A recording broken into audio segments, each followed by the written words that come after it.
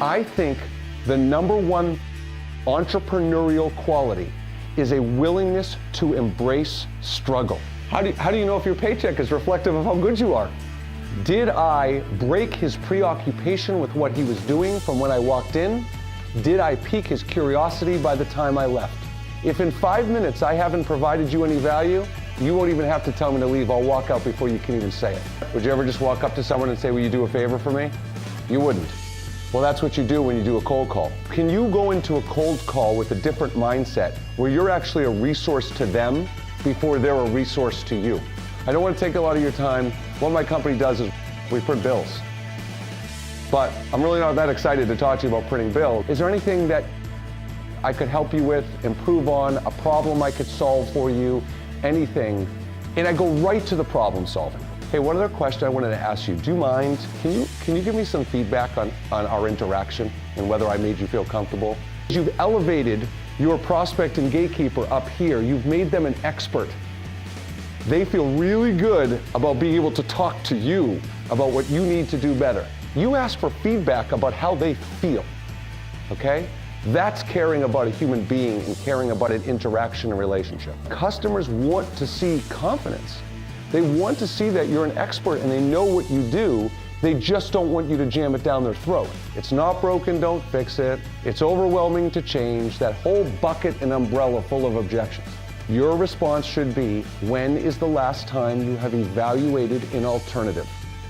And if it hasn't been within 1 year, your follow-up should be, pricing's changed, products changed. It is just as important to collect and gather information to know when not to waste time as opposed to knowing how to sell. It's okay if a customer's not worth your time. If you know something about the town going in and it gives you a point of reference when you walk in the door, you know what's happening in their town, it makes you seem very local and connected.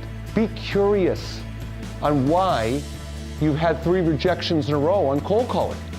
Why are you in a rut? What's happening? Stop.